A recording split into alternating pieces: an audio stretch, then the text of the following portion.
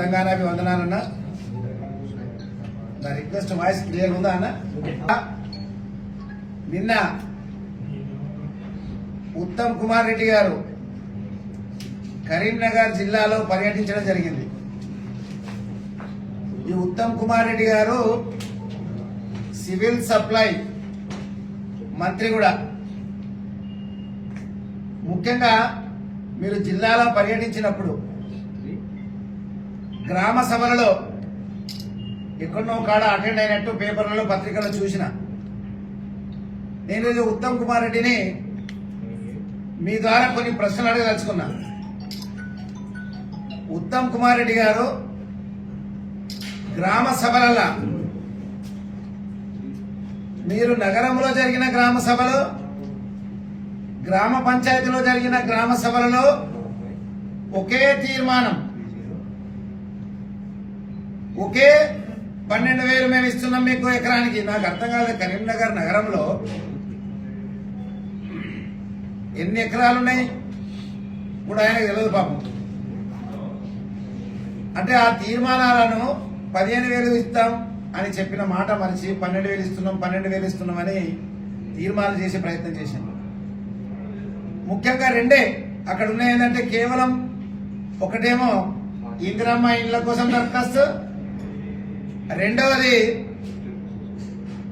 మన ration card అంటే food security card, FSC food security card.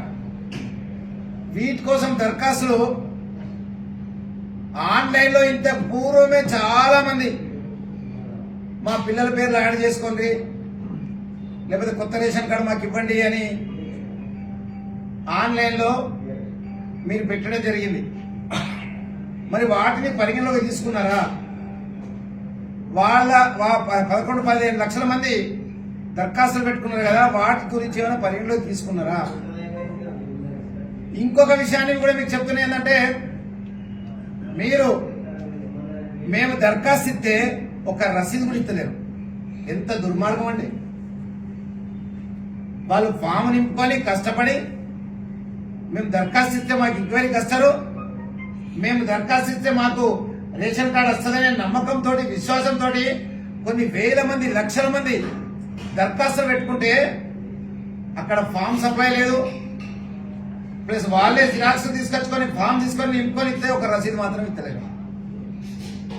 నేను అడుగుతున్నా, ఈరోజు గ్రామ సభలు పెట్టింది జవాబుదారీతనం ఉన్నదా లేదా?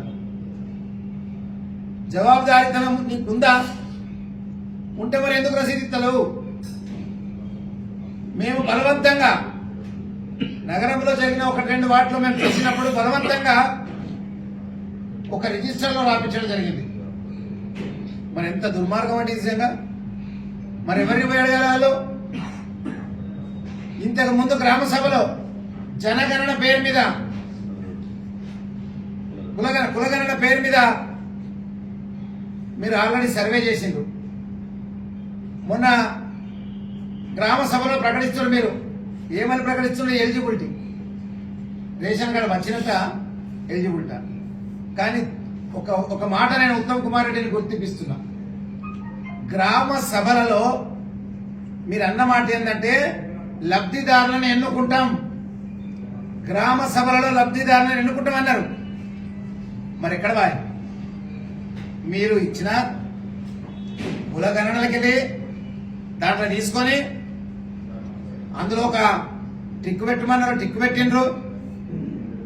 మీరు మరి వీటిని తీసుకొని కంప్యూటర్లో ఏం యాడ్ చేసినా మాకు తెలియదు. అందులో కాలం అడిగారు, మీకు సెల్ ఫోన్ ఉందా? సెల్ ఫోన్ అనే పదం వాడలే, స్మార్ట్ ఫోన్ ఉందా అని వాడిండ్రు. స్మార్ట్ ఫోన్ ఉండాలంటే 2,000కు 1,000 రూపాయల ఖర్చు సెల్ ఫోన్ కూడా ఉంది. మరి ఇప్పుడు ఏం రాయాలి ఆయన? అంటే ఈ రకంగా కోతలు పెట్టాలనే ఆలోచన, రేషన్ కార్డులన్నీ కూడా ప్రజలకు కోతలు పెట్టాలనే ఆలోచనతోటి ఆదరబాదరగా, ముఖ్యంగా ఆదరబాదర ఎందుకు? గ్రామ పంచాయతీ ఎన్నికలను 14 నెలలకెళ్ళి కేంద్ర ప్రభుత్వం రూపాయి శాంక్షన్ చేయలేదు.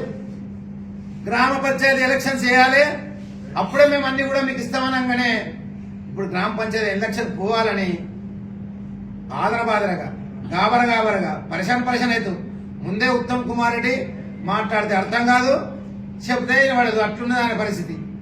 కాబట్టి గాబర గ్రామ పంచాయతీ ఎలక్షన్స్ పోవాలనేది ఆ ఉద్దేశంతో ఈ దరఖాస్తులన్నీ కూడా తీసుకోవడం జరుగుతుంది.